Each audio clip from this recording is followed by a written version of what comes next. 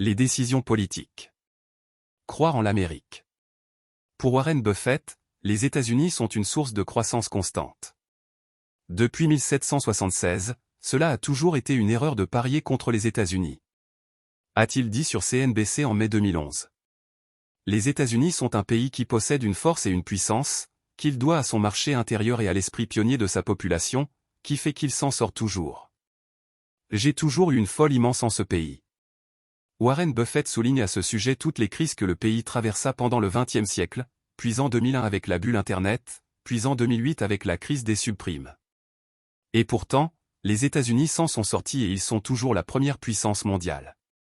Dans sa lettre aux actionnaires de Berkshire Hathaway en 2014, Warren Buffett écrivait qui a déjà tiré profit du fait de ne pas croire dans la puissance des États-Unis.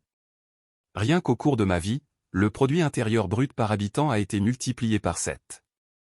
Mes parents n'ont jamais osé imaginer le monde dans lequel nous vivons. Ignorer la macroéconomie. Je n'ai jamais acheté une entreprise pour des raisons macroéconomiques. Université de Floride, 1998.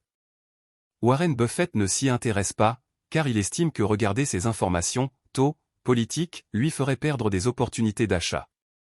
Ne pas acheter pour une probable décision politique est une très mauvaise décision. En 1994, Warren Buffett avait d'ailleurs rappelé dans sa lettre aux actionnaires, « Nous allons continuer à ignorer les prévisions politiques et économiques, qui sont une distraction onéreuse pour beaucoup d'investisseurs et d'hommes d'affaires. » Il y a 30 ans, personne n'avait prévu l'expansion de la guerre du Vietnam, les deux chocs pétroliers, la chute de l'Union soviétique, et le fait que les emprunts d'État fluctueraient entre 2,8 et 17,4%. Sur l'inflation. Pour Warren Buffett, l'inflation est une taxe déguisée par l'État. Pourvoirait au gouvernement de récupérer de l'argent plus cher que le prix auquel ils l'ont émis. Pour lui, il ne faut pas se préoccuper de l'inflation, et plutôt se concentrer sur ses propres talents et la valeur de ses entreprises. Maximiser ses talents plus vite que l'inflation. Et si vous faites bien les choses, l'inflation ne peut pas aller plus vite que la croissance de vos propres talents. De l'importance du crédit. Astérisque le crédit est l'oxygène des entreprises. Quand il y en a en abondance, on ne le remarque pas. Mais quand il vient à manquer, alors on le remarque tout de suite. Même une petite coupure dans les crédits peut mettre une entreprise à genoux. Lettre aux actionnaires, février 2011. En résumé, et en faisant écho à un conseil sur la spéculation, oui au crédit pour investir, non à l'effet de levier trop important qui décorrèle une action de sa vraie valeur. La richesse et les impôts. Garder ses distances avec les choses matérielles. Warren Buffett a beau être fun des singles les plus riches du monde, il est célèbre avant tout pour avoir réussi à garder un train de vie frugal et pour ne pas jouir de toute la richesse créée. Warren Buffett a toujours été un ovni pour les riches flambeurs américains et les stars de la finance informatique, comme l'insa-américain Jones, Oracle, Paul Allen, Microsoft, ou Eric Schmidt, Google, qui joalisent pour se faire construire des yachts plus grands les uns que les autres, ou pour acquérir les plus belles propriétés de la Californie. Il avait eu l'occasion de s'exprimer sur le sujet à la télévision. Je possède tout ce que je veux. J'ai beaucoup d'amis qui possèdent plus de choses que moi.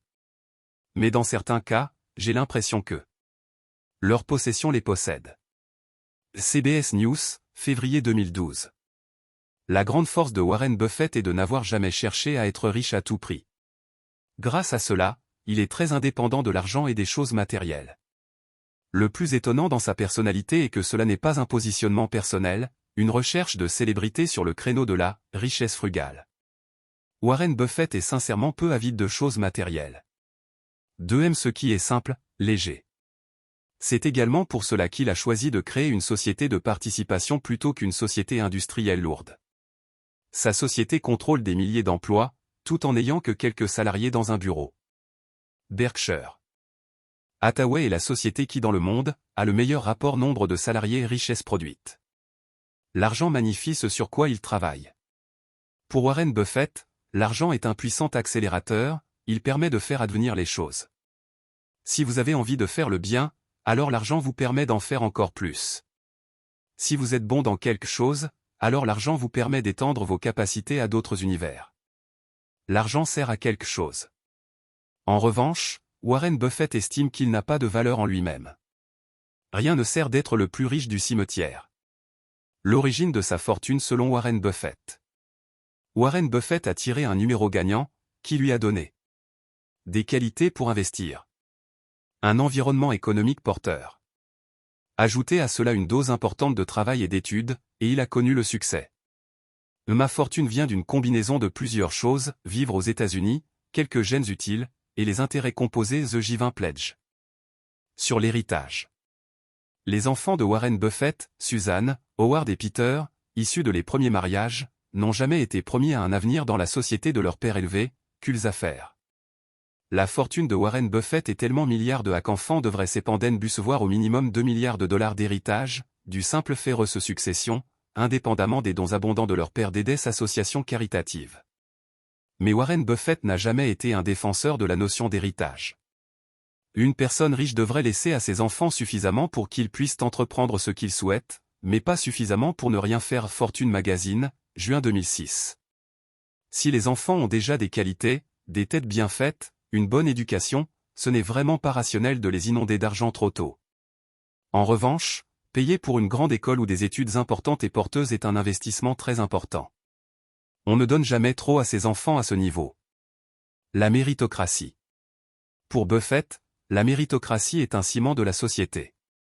Si nous arrivions tous sur une île déserte, et qu'il fallait vivre, la personne qui aurait le plus de valeur, selon lui, serait celle qui arriverait à faire pousser le plus de riz sur une parcelle. Celui-ci pourrait dire, je suis un bon allocateur de capital. La chance. Warren Buffett, grand modèle d'humilité, a toujours clamé avoir eu de la chance. Je suis né au bon endroit au bon moment. À un moment où la capacité d'allouer son capital correctement compte vraiment. Je suis adapté à cette société. Le Business Week, juillet 1999. Mais sa force est d'avoir identifié sa chance, et de l'avoir transformée en arme productrice de richesse. Leçon de vie. La chose la plus essentielle dans la vie. Et quand vous arrivez à un âge avancé de la vie, vous mesurez la réussite de votre vie au nombre de personnes qui vous aiment vraiment. Je connais des gens qui ont beaucoup d'argent, qui organisent des galas de charité, et font des dons. Mais en réalité personne ne les aime. Et ça c'est un désastre. L'amour inconditionnel. Warren Buffett aimait beaucoup ses parents, et il considère qu'il leur doit beaucoup. La meilleure leçon que je n'ai jamais reçue, est celle de l'amour inconditionnel. Si vous offrez ça à votre enfant, alors vous avez fait 90% du chemin. Le Huffington Post, juillet 2010. Ne pas écouter ce que disent les autres. La personnalité d'investisseur à contre-courant de Warren Buffett se retrouve aussi dans sa vie en général. Et il la doit à ses origines familiales. Mon père ne portait aucun intérêt à ce que pensent les autres. Avec cela, il m'a enseigné comment la vie devait être vécue. Biographie L'effet boule de neige, 2008. Savoir se regarder dans le miroir. Une des choses essentielles dans la vie est de garder son estime de soi, de pouvoir se regarder dans le miroir sans broncher. Je n'ai jamais vu mon père faire quoi que ce soit de toute sa vie, pour laquelle il ne se sentirait pas bien si cette action figurait en une des journaux. CBS News, février 2012. Qui épouser? Cela peut sembler surprenant pour un investisseur, mais Warren Buffett accorde une grande importance au contexte personnel. Et particulièrement à qui épouser. Mariez-vous avec la bonne personne. Je suis très sérieux là-dessus. Ça fait beaucoup de différence dans votre vie. La personne que vous épousez change vos aspirations, ainsi que bien d'autres choses. Université Columbia, novembre 2009. Que faire de ces journées en tant qu'investisseur? Je passe énormément de temps à lire. Je lis au moins 6 heures par jour, peut-être plus. Après je passe 2 heures au téléphone. Le reste du temps je réfléchis. Et c'est tout. L'Université du Nebraska, octobre 1994. Garder son calme. Avant de s'énerver contre quelqu'un ou de lui remonter les bretelles, il faut laisser passer 24 heures. Je ne sais pas combien de mauvaises situations m'a évité cette simple idée. Le Huffington Post, 2010. Warren Buffett raconte que ce conseil lui a évité de dire des bêtises ou de s'énerver stérilement. Agir à froid est toujours plus productif que d'agir à chaud.